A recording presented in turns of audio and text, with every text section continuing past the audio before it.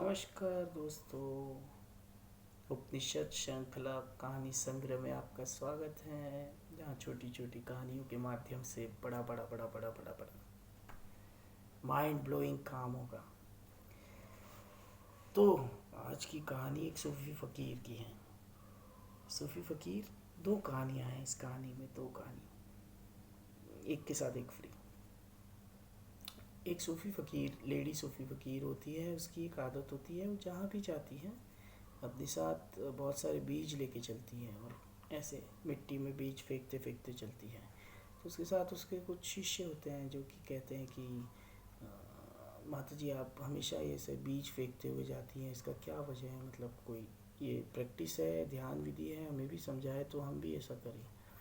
तो वो फ़कीर कहती है कि देखो, मैंने आज तक कई पेड़ों से फल तोड़ कर खाए हैं, कई पेड़ों की छाँव में सोई हूँ, है ना। वो मेरे जैसे ही किसी ने फेंके थे बीज ज़मीन में, जो कि पेड़ बने, है ना। तो अगर मैंने उनके फल खाए हैं, मैं वो छाँव में सोई हूँ, तो मेरा फ़र्ज़ बनता है कि मैं भी कुछ पेड़ लगा के जाऊँ, ताकि आने वाले राहगीर उसके फल खा सकें। 20 से 30 साल बाद जब वो पेड़ युवा होगा, जब वो फल देगा, जब छाँव देगा, बेशक मैं नहीं होंगी, पर मेरे आगे किसी ने पेड़ लगाया था, तब मैं उस फल को खा सकी, उसकी छाया में मैं आराम कर सकी।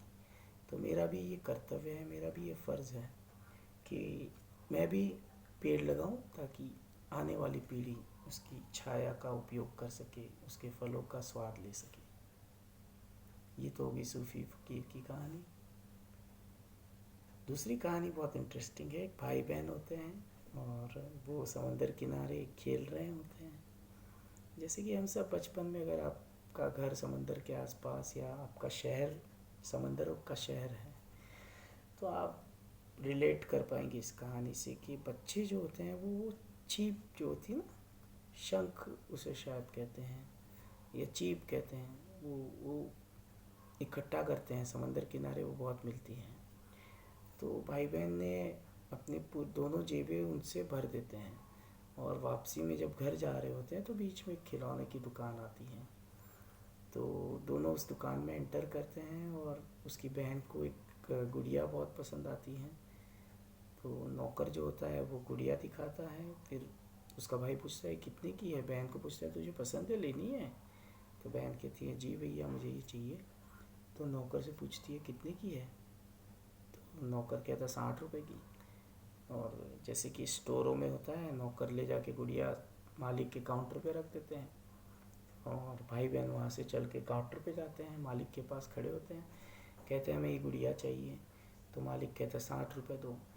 तो उन्होंने जो दिन भर में वो शंख इकट्ठा किए होते हैं, वो भाई अपनी जेब से सारा निकाल के रख देता है, और उसका मालिक और नौकर दोनों एक मिनट के लिए अवाक होकर भाई बहन की तरफ देखने लगते हैं।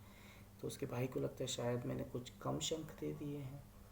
तो उसके मालिक को देख कर कहता है क्या हुआ, कम है और दूँ?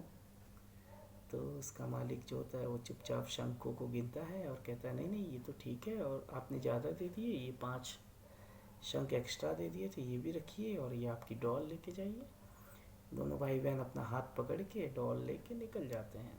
नौकर कहता है मालिक, मैं आपके स्वभाव को जानता हूँ, आप ऐसे 50 पैसे भी नहीं छोड़ते, और आपने 60 रुपये की डॉल ऐसे ही दे दी।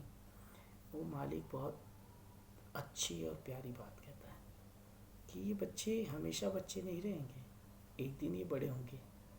एक दिन इन्हें ये बोध आएगा कि शंख के बदले कहीं कोई खिलौना या कहीं कोई डॉल नहीं मिलती, कोई ऐसी दुकान नहीं होती जहाँ पे शंख के बदले डॉल मिले, है ना। लेकिन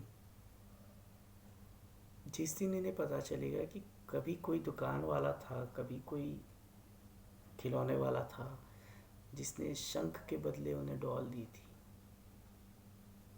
उस दिन ये बच्चे पूरी दुनिया में डॉल बांटेंगे। इस एक डॉल के बदले ये बच्चे हज़ारों खिलौने बच्चों में बांटेंगे, है ना।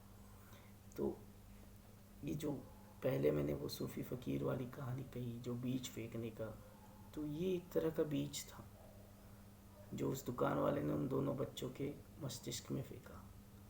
अपनी अच्छाई के कारण, है ना, अपनी अच्छाई से। उस वक्त उसे 60 रुपये का बेशक नुकसान हुआ। तो जो हम भी आज हैं, कितने ऐसे माली हैं जिन्होंने हमारे मस्तिष्क में कितने ऐसे बीज डाले हैं, या हमारे लिए कितना कुछ नोइंगली अननोइंगली उन्होंने किया है, क्योंकि उन बच्चों के पास वो कॉन्शियस नहीं थी, उन बच्चों के पास वो नॉलेज नहीं थी। जैसे हमको नहीं पता होता है कि कौन हमारे लिए क्या कर रहा है ना। और जब तक पता चलता है देर हो जाती है।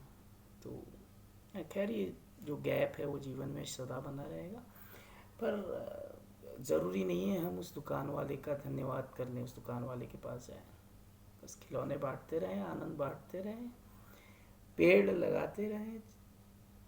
छाँव, लोग जिसको छाँव चाहिए वो छाँव में आ जाएगा, जिसे फल खाने हैं वो पेड़ से फल तोड़ लेगा। आप अपना काम करते रहिए, मस्त रहिए, मौज करिए, ध्यान करिए, कहानियाँ सुनिए, उपनिषद करिए। जय हो बाबा की।